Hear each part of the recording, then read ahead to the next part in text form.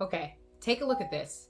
This is going to be your roadmap for getting brand opportunities even before you feel big enough, ready enough, or like a real content creator. I have never done a traditional brand deal. I don't have a massive audience. I'm not making six figures from sponsorships.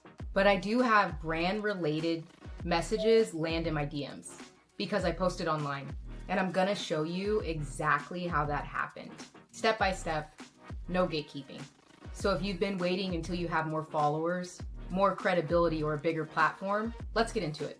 We've been taught that brand deals are for influencers, people with hundreds of thousands of followers, perfect lighting, perfectly curated feeds. And if that's not you, the assumption is nobody's looking for you. I used to believe that too.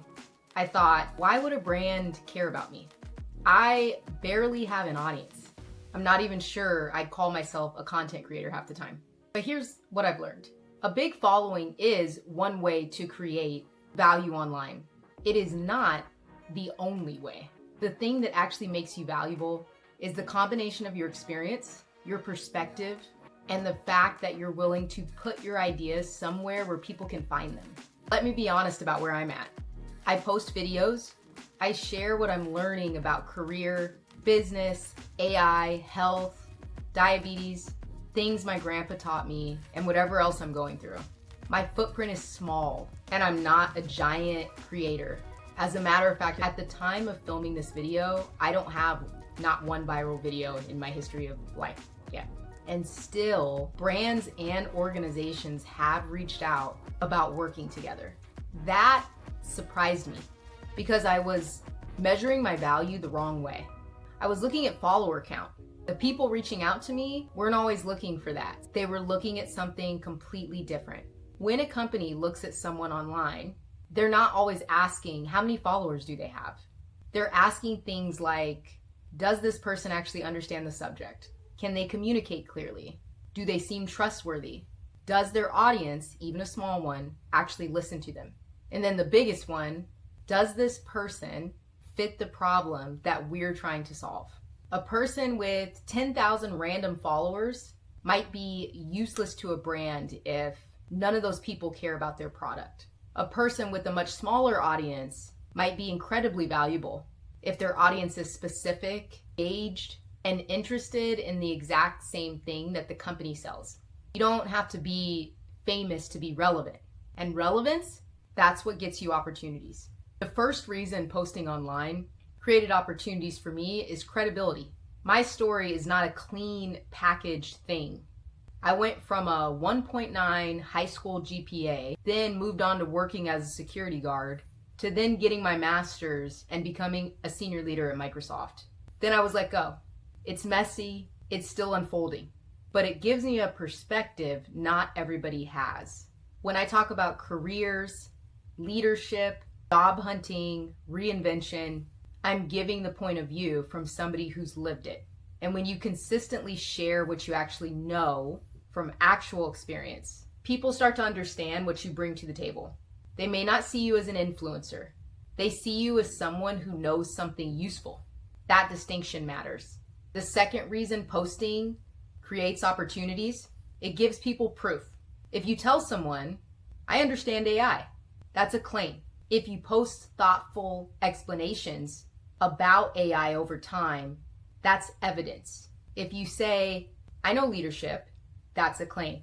If you share real lessons from managing teams, navigating corporate systems, building a career, people can see how you think. Your posts become a public portfolio. And this applies even if you're not trying to become a full-time creator. You could be a recruiter, a designer, a small business owner, a nurse, a consultant, an entrepreneur, someone who's really good at something, but has never made that knowledge visible. So posting doesn't have to mean dancing or chasing virality. It could mean sharing one thing you know, sharing one lesson, commenting thoughtfully, documenting a project. That adds up. The third piece is simple. If you don't post, you can become invisible.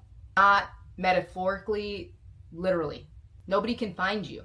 When someone at a company is looking for someone who understands something specific, career transitions, AI tools, diabetes, leadership, whatever they search.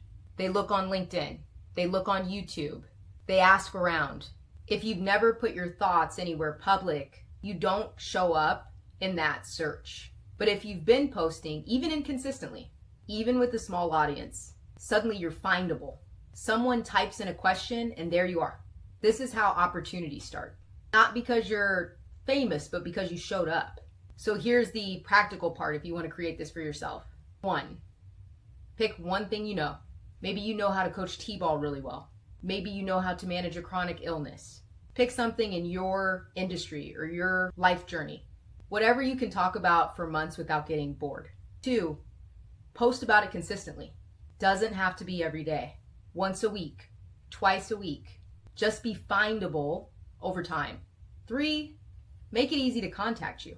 Put an email in your bio. Put a link. If someone wants to reach you, don't make them hunt. 4, be specific about what you know. If you understand salary negotiation, say that.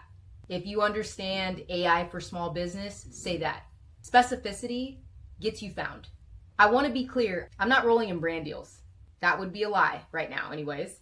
What I'm telling you is that posting online has created real opportunities for me, real conversations and collaborations, DMs, doors opening that wouldn't have existed if I would have stayed invisible. And I think a lot of people are waiting.